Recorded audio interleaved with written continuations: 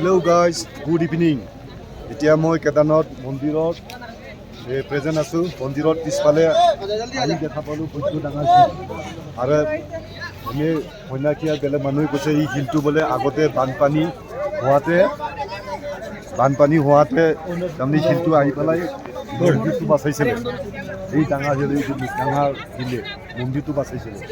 এইটো হ'ল শিৱৰ কেদাৰনাথ মন্দিৰ।